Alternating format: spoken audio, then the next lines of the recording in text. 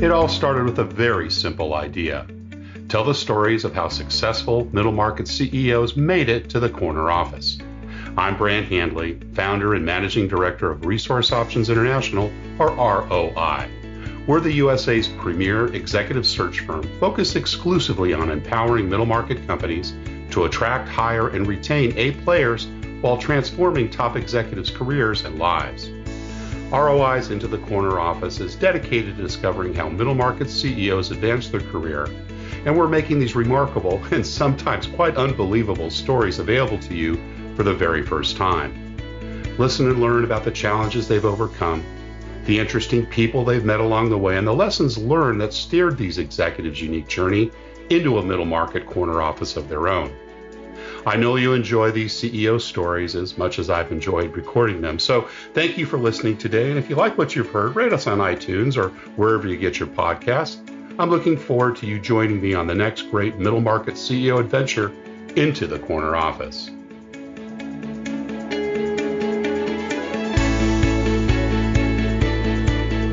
Today, my guest is Steve Shifman, President and CEO of Michaelman, a large, privately held global technology and manufacturing company. Headquartered in Cincinnati, Ohio, and employing approximately 500 associates, Michaelman has sales and administrative offices, technology centers, and manufacturing operations in the U.S., Belgium, Luxembourg, Singapore, China, India, and Japan. Steve has had a diverse career both before and at Michaelman. His experiences range from sales and sales management to finance, where he served as the company's CFO, to leadership of one of the company's business units, ultimately culminating in his appointment as the CEO in 2003. Steve and his wife Julie reside in Cincinnati, Ohio, and have 4 adult sons. Along with his business and community commitments, Steve is an avid cyclist, skier, hiker, and runner. Steve Shifman, welcome into the corner office. Thank you for having me. Now, great to have you here today. And we are going into, I can't remember, is it month 4 or month 5 of the pandemic? All the months seem to be rolling together here now, but I know you're based in Cincinnati, but up at your home in Colorado. Let's just kind of kick it off and, tell me how you're holding up. How are things going at home? How is your team doing at Michaelman? Well, thank you for asking. It's a pleasure to be here. Things are going well. They're going well, and during our leadership development sessions at Michaelman, we teach improvisation, and one of the most important improv skills is the yes and skill. and so I would say that things are going very well for us, and of course, it's impossible not to have been impacted by this epidemic and by this pandemic. And so we are fortunate in our organization that our manufacturing operations globally have stayed open, and we've been really lucky, knock on wood, to have no outbreaks. Our laboratories have been about 50-50, although we're working quickly to get our scientists back in full time because, as you know, scientists want to do science and they can't do science from home.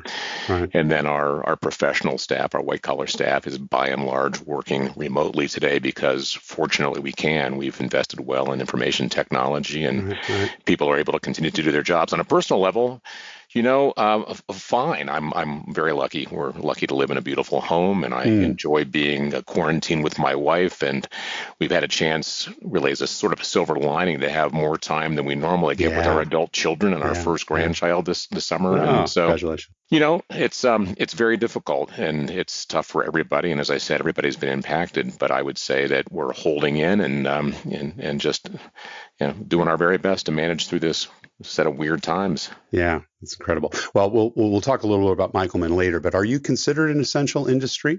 Well, we consider ourselves to be essential, but yes, we were essential. I shouldn't be so glib. So Michaelman serves a number of industries, and a couple of the industries that we serve are absolutely essential. We do an awful lot of work in the packaging business, and so we've been all receiving lots of takeout food and lots of shipped packages and things like that. And so Michaelman's been very involved globally in a lot of work to do with packaging, and many of the other downstream markets that we serve are also essential. So our manufacturing plants were really in high demand and stayed open throughout the entire pandemic. That's awesome. Right. Terrific. Well, let's start about you. Tell us a little bit about your early years, Stephen. Where'd you grow up and what your early family life was like? I grew up in Springfield, Ohio. All right. And people always wonder if it was a Springfield that The Simpsons was based on. I think 48 of the 50 states have a Springfield, but Springfield was, I think so too. It was a wonderful sort of middle America place to be raised. Mother, Mm-hmm. father, brother, sister, the sort of stereotypical family. Right. It was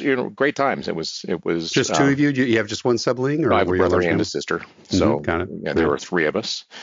Spent a lot of time as a kid doing usual kid stuff in the Midwest, lots of baseball and football and stuff. Those are the days when you played outside. That's right. Yeah. Leave in the morning, come home for dinner, right? That's right, yeah. Yeah. What about mom and dad? What were their professions? My dad was we recently lost him. My dad was a CPA, and he built and ran a really nice small accounting practice. It was small, it was in a couple of cities around where we lived, and they did wonderful work for lots of small and mid-sized businesses and professionals. Later on, he went on to run a hospital, and he and my mom opened an ice cream shop, and that's a longer story. My mom was a pretty much stay-at-home mom. She did some work in my dad's office, but she did an awful lot of community work and volunteer work, and both of my parents did a ton of community work, and that certainly got drummed into me at an early age, and that's become a very important part of what I and what we do now at this stage in our life. But yeah, so my parents were in this small town, involved in everything from our synagogue to the arts organization. My dad coached my baseball team and was involved with the JCs and all that kind of stuff. Nice. Siblings, middle, youngest, oldest? I'm the oldest. You're the oldest. I'm the oldest. You trained your parents. I'm the oldest sibling, and I've got a younger sister who now lives in Phoenix, and a younger brother who is actually in the Columbus, Ohio area. Not too far away. What were some of the early lessons, if you take away from some of those, maybe the elementary years when you think about mom and dad and the kinds of, work behavior that you observed? Anything that you take away from those periods? I think a lot of what was really important in my upbringing, Brant, was stuff that we sort of took for granted back in those days. I was very, very fortunate to have two parents in my home who loved me and who valued education. I had a brother and a sister who, were healthy, and we did lots of sports and scouts and just the sort of Norman Rockwell kind of stuff. And it was really a wonderful opportunity in retrospect to be raised in a place where education mattered and family love mattered and being involved in community mattered. And so, at the time, it just seemed like normal. But, unfortunately, we look around and it's no longer necessarily the norm. But very fond memories looking back to those days. Any other early influencers or perhaps, coaches or teachers that inspired you? Rabbis, perhaps? Yeah, coaches, of course. I played a lot of sports as a kid. Springfield was really interesting. Springfield, Ohio had this fabulous youth tennis program, and I was sort of raised in that youth tennis program, and ultimately was one of the counselors and one of the coaches. Did a ton of theater through high school. Oh, really? The theater director there was somebody who, we all spent a lot of time with and looked up to. So, it was one of those things where the town kind of took care of you back in the day, right? So, the mentors, there were, of course, some teachers and coaches, et cetera, but, you were just sort of part of this community. Well, drama is a very important part. I was involved as well. And it's amazing how many CEOs have had that type of experience, either that or debate. And it really does develop your communication skills. I think communication skills, but being comfortable in all situations, being comfortable on a stage and being comfortable meeting new people. I went on to be a waiter all through college, and I learned, I think, most of my great sales skills as a waiter. Absolutely. And so between drama and waiting tables and then, teaching tennis or teaching skiing, you pick up all these skills that then carry over to later trying to herd a bunch of adults and run a business. Yeah, awesome. Were you a good student in school? I was a good student in school, but also I think it was one of those things where I was good enough student to not work very hard and get good B's, right? And it wasn't until I went off to college and learned what the bigger world looked like that I had to learn how to be a better student. And ultimately, I didn't become a really good student until graduate school. So every step of the way, I had to pick up new academic skills. Yeah. It was easy enough to kind of skate by in the early days, but it wasn't quite so easy later on in grad school. Any entrepreneurial things you were involved with in your younger years, elementary, secondary school area? I had a paper route like a lot of guys did back in those days. Sure.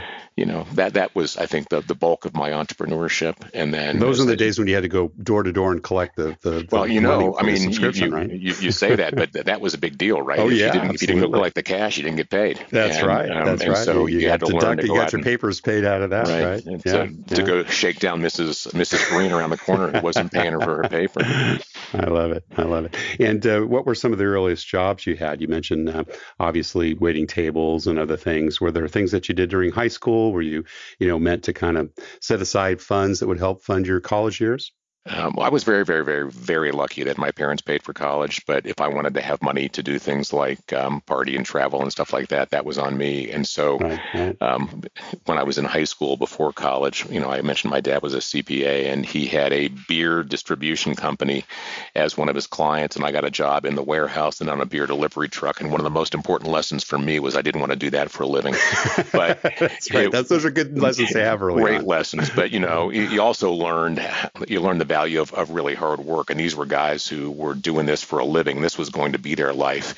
And I had the option as a kid, as a brat, to kind of come in and do it for a couple of months in the summer. And then I could go back to college in Boulder, Colorado. I did that. I worked installing swimming pools. But I always enjoyed things like waiting tables. It was just a lot more fun to be engaging with the public and sort of putting on a show. Right. Now, was it a foregone conclusion you'd go to college? Was that something that mom and dad? Yeah. I was from that era where, of course, it wasn't even an option. I was going to college. My parents were both first generation. My dad was first generation college in his family. My mom was first generation college, but I think she lasted like a semester. Right. But it was really never even a question that I was going off to college. And your younger siblings went on as well, I presume. They did. Yeah. Well, we both graduated from college about the same age, or at the same time, so we're probably about the same age. University of Colorado Boulder's beautiful. I remember that was one of my target campuses. What made you decide to go there?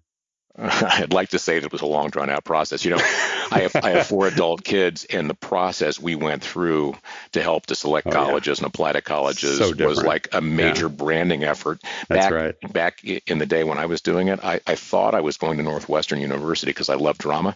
We had some family friends that had moved to Colorado Springs, Colorado. When we went, my senior year, we went to visit them during Christmas break, and we went skiing for a couple of days. I came home. I wrote a letter to the University of Colorado, and I asked for an application. I applied. I was accepted, and that was the process. That was it. That was it. 100% it. Right. I'd like to say that it was really 4 years. Yeah. I stayed. Yeah. No. I crammed 4 years into 4.5 years or 5 years, I think. Right. Because why hurry your way through Boulder, Colorado? Exactly. Now, studying business, was that kind of a foregone conclusion as well, or did you explore a couple of different areas? It was. Well, first I started as a theater major, and I lasted all of 6 months. I like to joke that I realized I was Springfield, Ohio talented. Right. I was a big deal in Springfield, Ohio theater, but when I went off to university, I realized a couple of things. First of all, I didn't want to study serious drama, and really, I think ultimately I wasn't that talented. And so then I went into business, and in retrospect, I think I would have done something else. I like having that business background, but my kids, for the most part, enjoyed a liberal arts education, and I took my fair share of liberal arts classes, but I don't know that I was as interested in that stuff then as I am now. And so I say I would have done it differently, but I don't think I would have. I'd say the 62-year-old version of myself wishes I would have done much more in the liberal arts, but the 18 to 22-year-old of myself was concerned about what I was going to do for a living after college, and so therefore it was business. I remember a couple of adult mentors told me when I went to school, and I went to the University of Oregon, also away from home, and take a couple of courses outside of business. I know you want to go into business, but go and do that. And I have to admit that the courses I took in astronomy and geology are probably things I retained more over the years than some of the things I've learned in accounting or business law. It's amazing how that works sometimes. What was that first job that you took out of college, Steve? Well, when I graduated college, I had planned with a fraternity brother of mine to take a year and go ski in Europe. And so that's what we did. And so we ended up in Kitzbühel, Austria. And my great buddy and roommate and fraternity brother is about 6'4", 240. And I am not. I'm a much smaller version of that. So we ended up at this great bar in Kitzbühel, Austria, where I was a bartender and he was the bouncer. We actually both thought we were going over to teach skiing in Kitzbühel because we had taught together at the Aspen Highlands. And yet have to remember these were pre-internet days. Sure. And so the communications that I was having with this ski school in Kitzbühel, Austria was all by letter. Letters, and for some yeah. reason, they Right. presumed that we both spoke German. And when we got there, of course, neither of us spoke German. And so that job we thought we had, we didn't have. And so we had to scramble. And it ended up being fabulous because, as I said, I tended bar and he was a bouncer. And we both taught some underground skiing during the day, which was really lots of fun. But then when we came back to the United States, a good buddy of mine had gotten a job in television advertising sales. And I thought that sounded like fun. So I ended up doing radio ad sales. All right. Cool. Well, you definitely have a voice for radio. Yeah, thank you. And did you get some early leadership lessons from any of those jobs, bartending including? No, I got really early perseverance experience because the training that I got as a radio ad salesman for KBRQ. Now, I've got to tell you that KBRQ, the Radio Ranch, it was a country radio station. As a jazz fan, I got a job at a station called KADX in Denver, Colorado, which was one of the last couple of commercial jazz stations in the country. And I was so excited when I got the job. I showed up for work on Monday, and they had changed format to country because they were purchased by somebody over the weekend. So I went from thinking I was going to be this cool jazz sales guy to selling country radio. And the training was, here's your rate card. Here's your phone list. Well, not even. Here's your rate card. Go out and sell something. Yellow pages. Yeah.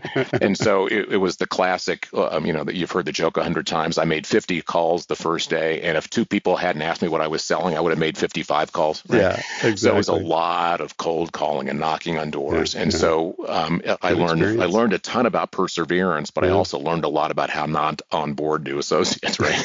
It was, but I was 22 and I knew nothing, and it was lots of fun. And my buddy who had sold for television, it was a little bit more glamorous. And one of the things he sold me on was that they got these great expense accounts, right? You could go entertain people. And so we didn't really have expense accounts. We had trade relationships. And so I would take people clear across town to the barbecue restaurant because who else was advertising on country radio back then? So it wasn't nearly as glamorous as I had hoped, but it was great training. And it really, I think it gave me a real taste for entrepreneurship and for what it took to go out and develop business. Sure. How long did you stay in the advertising sales business? Well, I stayed there for about a year, but then I'd always had a desire to live in New York City. And so on a lark, not really a lark, I mean, I planned it, but I had nothing really to go to. I packed up and moved to New York, and I used the experience I had in Denver selling to get a job selling radio advertising in New York City. And that was really exciting to go from, I'm a small town kid. I went to school in Boulder, Colorado, lived in Denver for a while, and then moved to New York.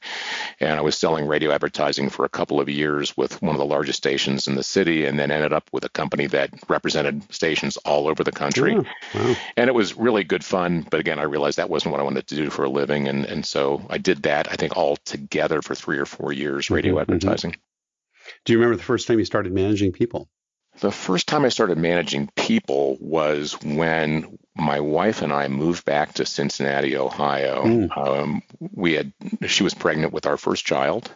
We moved back to Cincinnati, where she is from. And I had this desire to be an entrepreneur, and I started a business. And so I immediately had to begin managing people. So I had been, I'd been sort of a lone wolf sales guy, and I'd been a ski instructor and waiter and all that kind of stuff. But then managing people happened when I started my own business. How hard was that for you? It was hard in that I managed based upon, I treated people like I kind of want to be treated myself, which, fast forward to today, it's really been beneficial, but it's been beneficial because I've learned how I think to surround myself with people who have great skills, great talent, great passion, et cetera. And that was a lesson I had to learn. So it was fun and it was challenging, and to make it even harder, it was in the food business. And in the food business, there's always lots of turnover, and it's a challenging business anyway. So, it was a little bit like my experience selling radio advertising time. I hopped into it without a lot of knowledge, and I had to kind of fumble my way through it. But I think it was a great way to learn. How long were you an entrepreneur in that position? Lost track of time after the years, but we had that business for 6 or 7 years before we ultimately sold it. Yeah. And then did you get into packaging soon thereafter? So I like to joke that I got into our business at Michaelman the old-fashioned way. I married into the family, and I didn't marry into the business. I married into the family. I make that distinction because my wife and I were married about 7 years or so before I joined the family business. Right. And this is a third generation, so I represent third generation along with my cousins, actually, my cousins-in-law. And the business had been founded by my wife's grandfather in 1949. It was her dad and her uncle who really made a business out of it. And it was I'm assuming Michaelman was the family right? name. Yeah. Well, Michaelman is my wife's mother's family name. So I joke that I'm from a long line of sons-in-law. My father-in-law preceded me in the business. Right. And they had a really nice business. And they certainly didn't need me to have a nice business. They were successful and well regarded in the business. And I sort of avoided it because I didn't want to just kind of what I thought would be, follow the usual sort of stereotypical pattern, marry the girl, go to work for girl's father, and did my own thing for a while, which I'm really, really, really glad that I did. But then the business was growing and doing really well. My father-in-law was starting to consider backing out a little bit. He was CEO at the time, I presume. He and my uncle-in-law were almost co-CEOs. They were more brothers than brother-in-law, just a fabulous tandem. I mean, they were two sides of a coin, the way that they could work together. Right. And I was at a time where I was ready for something new, and the business, I think, was growing and it was interesting, and I hopped in, right? And that was after we'd been married for about 7 years. So I've been with Michaelman for now 17 plus years. Well, no, more than that. I've been the CEO for 17 years, but I was with the company for a good maybe 10 before I became the CEO. Yes, got it. So where did you start in the company, and what did you do? I went back to my roots, man. I was selling, sales, and I think it was the greatest way to learn the business because I had to go out and call on customers and really learn the business from our customers' point of view, learn why we were valued as a supplier, understand customers' challenges and needs, and really spent a lot of time with our sales guys at the time who were the ones who were out on the street making it all happen. So I did sales. And then I like to sort of almost embarrassingly say I was the first CFO of the company, but I was an unqualified CFO. Other than the fact that I had an MBA, I wasn't really a finance guy, but our finances were quite simple at the time. And then I had the wherewithal to realize what we needed, and then hired our first outside CFO to come in and follow me as that I went on to run one of our businesses, then ultimately became the CEO of the company.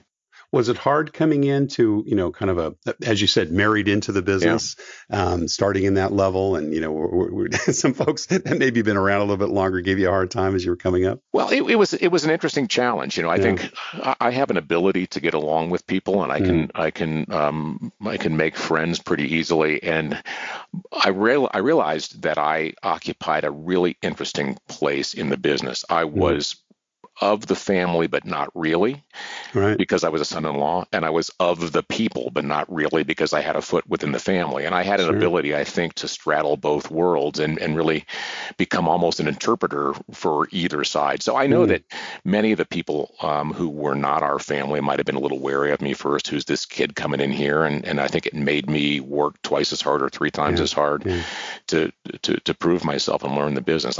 As I mentioned, I've got two cousins in the business, and of our entire associate body, there are only three of us from the family in the business. And my two cousins in the business are both brilliant guys and incredibly hardworking. And one's a former investment banker, one is a very brilliant scientist. And I mean, these guys would be successful in the business were they not family members. And we all three share in common the notion that as family members, we think it's a responsibility to actually work harder than anybody else and show up more. And I know that's not always the case in family businesses, but we, that's the heritage we followed with my father-in-law and uncle. They both were very hardworking, committed guys, really wonderful guys, but committed to the business. And Rick, Andrew, and I also feel the same way. So we feel like we didn't just show up and start barking orders because we were of the family. We really were there shoulder to shoulder and continue to be with our associates today. Obviously, you probably had a little bit of competition, perhaps from the cousins as it relates to getting into that role. That's typical in family businesses, particularly their second, third, fourth generation. Or for you, was it kind of a natural ascendancy? Did you kind of have your eyes on that corner office early on and worked hard towards getting it? I like to lead whatever I'm involved with. I chair the United Way of Greater Cincinnati, which is maybe the fifth or sixth largest United Way in the country. I like to be involved if I feel like I have a path to leadership, I recently rotated out of being the co-chair of the Regional Business Committee, which is the CEO organization here in Cincinnati. And so I think I'm just wired to want to lead. I feel like I have an ability to do that and a desire to do that. And I'm always kind of ready for that challenge. And so I really did want to lead the business. I thought that I would do a good job leading it. And I guess fortunately or unfortunately, I'm half a click older than my two cousins. And so I was kind of the next man up. Yeah. And so it was, I was lucky to be there at the right time. I realized how fortunate I've been to have these leadership opportunities. I know a lot of people look at people in family who take on leadership. Well, you're just lucky to have been there. And I realized that I was lucky to be there. I also think that I've been able to add a ton of value, but I realized just how fortunate I was to be of the family and kind of the next one in line. Yeah, awesome. I recently heard that some CEOs are uncomfortable having their answers questioned rather than their questions answered. Have you been in that situation? If so, how do you handle that with other bright people in the room? I think it's a factory setting for me, Brant, that I feel like I am better when I surround myself with smarter people than me. I consider myself to be pretty smart. I think I'm pretty good at what I do. And here's back to that yes and again. And I have people around me who I think are in many ways smarter, more experienced, more capable in the areas of expertise that they have. And so it's really never been a challenge for me. I mean, it's not quite fair. I mean, I'm a human being and I can be a little defensive at times, but I ultimately believe that most of the big decisions we make are made better by having others share their point of view. And there's little that I do in our business today of substance where I don't at least seek somebody else's input. Now, I don't suggest that it's a democracy and we're going to vote, but I believe that by having the input of others, I can make my ideas better. So it's just generally been the way I've managed myself through these things.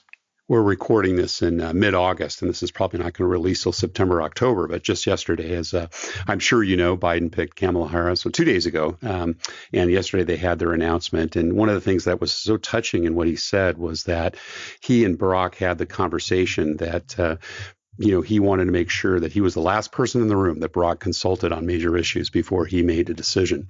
And he asked Kamala to do the same thing, that she would be there to, be that last person to he would seek out for her opinion on what to do in difficult situations. Do you have that type of relationship with people in your organization? I absolutely do. I mean, it starts at home, and my wife's not even listening to me recording this, but she will hear it though. Yeah, Steve. she will. She's perhaps the smartest person I know, and we've been together for a long time. And she grew up in the company too. She grew up in the company, but she's in her own right. She's a really brilliantly trained attorney. She no longer practices law. She was an NYU LLM, and she practiced with big New York firms, and then came back and ran a tax practice for a large firm based out of Cincinnati.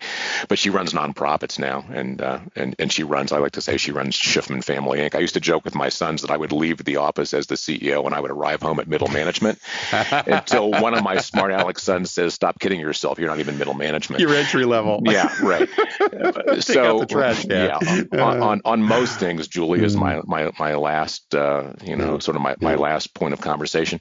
But within the business, I mean, as I mentioned, my two cousins, both really brilliant guys, and the three of us, along with our families, own the business together. And so we rely upon one another. And honestly, the other three members of my executive team, so of our executive team, there are 6 of us. 3 of us are family and 3 of us are not. Our CFO is not family. Our chief operating officer is not family. And our chief marketing officer is not family. And these guys are brilliant, and they're fabulous guys. And we have a very sort of open and transparent relationship. So most big decisions are made with all or some of these guys weighing in. So you've been with the company coming up on 30 years, not 17. Let's see. Right? I dated by my youngest son, who just turned 28, and my wife was pregnant with him when I joined, so 28-ish years. How would you say your leadership styles evolved over time, Steve? I like to think that it's evolving every single day, but the basic fundamentals haven't changed, right? The basic fundamentals of my leadership are a few things. First of all, I do believe in collaborative involvement. If you look at Michaelman's values, which are published on our website, collaboration is one of the values that we hold very dear in our company. So I believe in collaboration. As I said earlier, I rarely believe I'm the smartest guy in the room, and I think I'm made better by having super smart people around me. I know that there's two sort of basic ways to approach relationships with people. In some cases, when it comes to trust, you got to earn my trust. In other cases, people say, I'll trust you until you show me a reason not to. I'm the latter. Yeah. I tend to be very trusting until there's a reason not to trust someone, and I find that I'm very, very rarely disappointed. So my leadership style is open and transparent, and hopefully based. I like to say, as one of my colleagues jokes, I'm the best at humility. I like to think that there's some humility involved, a lot of collaboration, and we really believe in our company in not allowing but expecting the whole person to show up, right. And therefore we have some wacky characters who work in our company, but we love them for it and we're better for it. So lots of focus on diversity and having people bring their whole selves to work. And we through the pandemic, we just completed our most recent associate engagement survey, and the engagement's higher than it's ever been. It was high to start with, wow. And so it makes us really proud to think that we're continuing to engage our people and we're sharing a lot of information. And when the pandemic first hit us, my partners and I came to the conclusion quickly that our first priority was the safety and well-being and full employment of our associates as long as we could. And we were prepared to make a little bit less money if that meant that we can keep our people engaged and employed. Luckily, as we mentioned before, as essential business, look, we've been impacted, but our business is still quite strong. And it's gratifying to hear from associates who are appreciative of us taking that approach and the ongoing communication. So I don't know if I'm answering your question, but I think the basic principles have stayed the same. I think as time has gone on, our company has continued to mature, and so therefore having a desire for process and for data has certainly improved as we brought in more and more talented people. So it's that blend of a lot of involvement, engagement, transparency. It's a very friendly culture, but then also requiring a little bit more precision, a lot more data, a lot more information to make the decisions. What would you say is kind of unusual or unique about the Michaelman culture? It's a very friendly and people-first culture. And that has remained the same from generation to generation. I'll tell you that the only thing that changes is perhaps how it manifests for the current times that we're in. I would say that my father-in-law and uncle-in-law really felt strongly about taking care of people. And I would say that we've modified it slightly to say we're going to create an environment where people can take care of themselves, but we're going to make sure that we're helping people take care of themselves, right? So it's a little bit less paternalistic, but still very people-focused.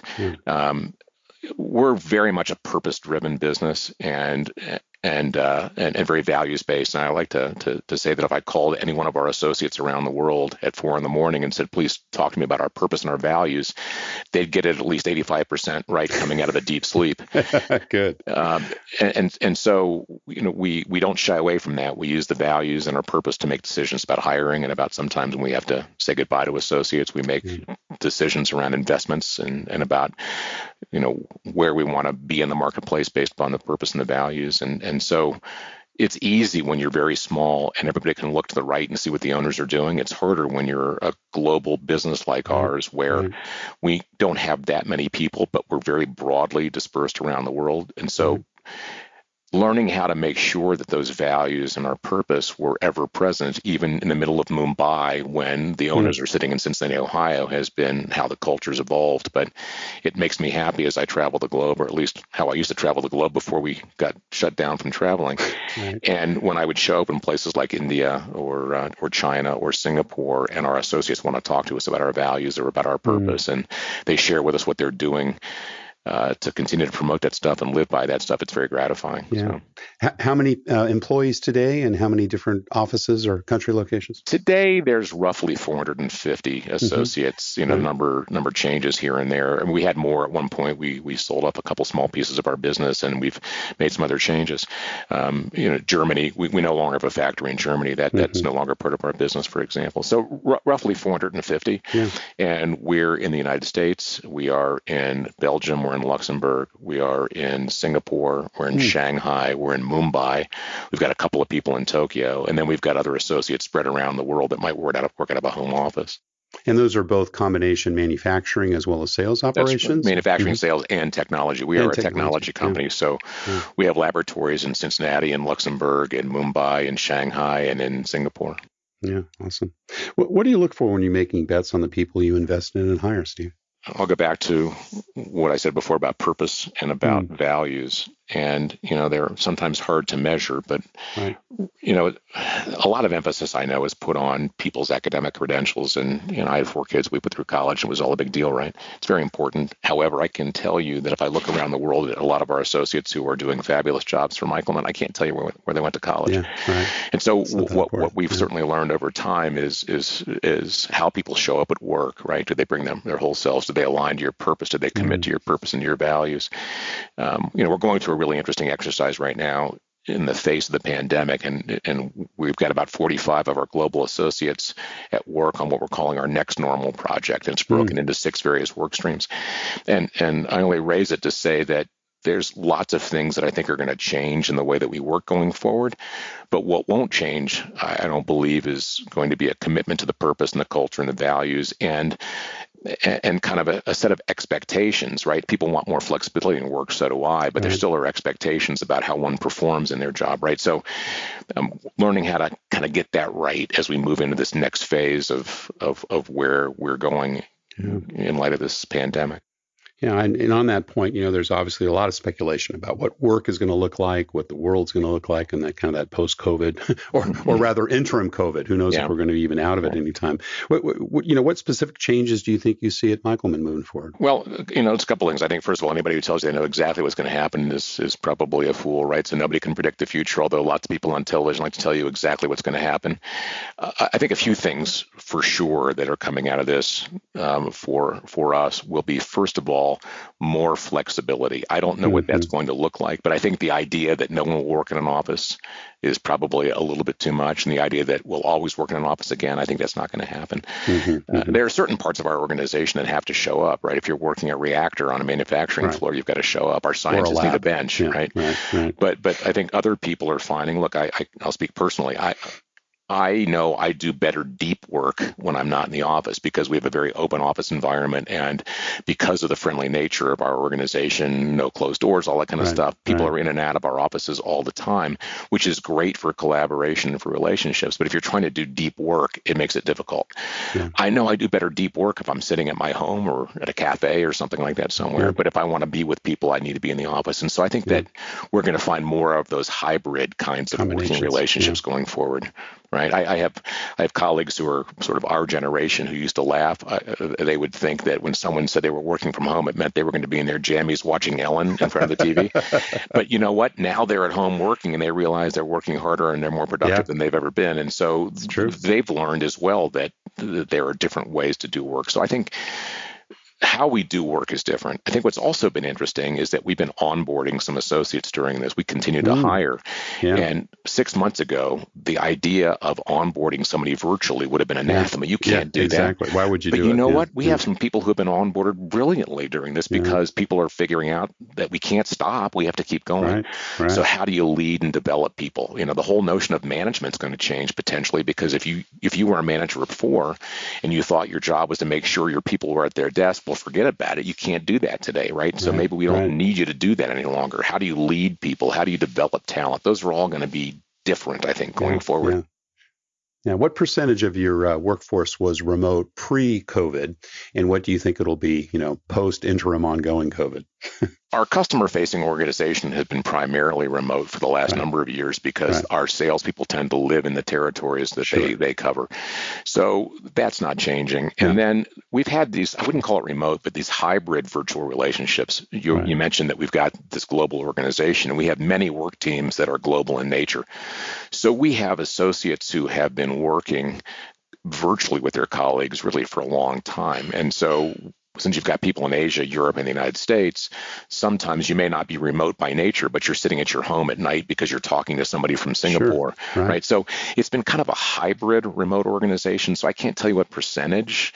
Roughly a third of our people are manufacturing, and we probably have another, third who are technical, and so they're not remote by nature, but roughly a third of our organization has the capacity to be remote, and so we'll see how that works going forward. Awesome. But back to what I was saying before, I think it's going to be mostly a hybrid, right? I think people are going to continue to want to be in the office because as I said, I'm enjoying working from Colorado, but I miss the noise. I miss having lunch with people. I miss rushing to a meeting. I mean, there's certainly something about getting dressed for battle and going into work and being part of that thing that you don't get when you're working from home.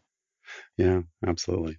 Well, Steve, you've been very generous with our time and your time, and we're just zipping away here. But we do have one last question we ask all our guests, and that's, what career and life advice would you give someone who, has their eye on their corner office? Maybe it's a family business, maybe it's not. Maybe it's a corporate structure, or perhaps even it's an entrepreneurial venture, which you've done in the past as well. What would you say to yourself 20 years ago, or to someone who's looking at this? What I would say to myself 20 years ago or 30 years ago, perhaps, is to lighten up a little bit and to keep saying yes to opportunities. Most of the successful CEOs that I know have really interesting and varied backgrounds. Yeah. I, like many people, have worked with an executive coach for a while, and I've got a fabulous coach. And one of the things I remember saying to him during one of our sessions was, "I'm not a typical CEO." And he stopped me and said, "What the hell does that mean? I mean, what's a typical CEO?" and I think the point he was trying to make is that the best leaders are generally people who have a lot of lived experience, and they have a worldview they've established, and they're able to relate to and deal with people. And so what I would say to the people who are aspiring for leadership is continue to gather experiences, both professionally and non-professionally. Travel, leave the country, meet new people, try new things. Community work is incredibly important to my organization. It's incredibly important to me. And I would say that the best leadership I've ever gotten is by working through the community. Because when you raise your hand to do community work, at least in my experience, your job title doesn't matter any longer. Right. If you raise your hand, you're in, and you find yourself doing things you don't do during the normal workday, and meeting people and gaining confidence. And I would say volunteer, Well, Steve Shifman, President and CEO of Michaelman, thank you so much for sharing your journey into the corner office. Thank you, Brant. I've enjoyed it. Thank you for listening to Into the Corner Office with Brant Hanley. We hope you enjoyed hearing our guest CEO story as much as we did. If you want to hear more CEOs reveal their journey into the corner office, please subscribe via iTunes and tell your friends and colleagues. For more information about Brant, Resource Options International, and the mighty middle market, visit www.goforroi.com. We look forward to having you join us for our next episode.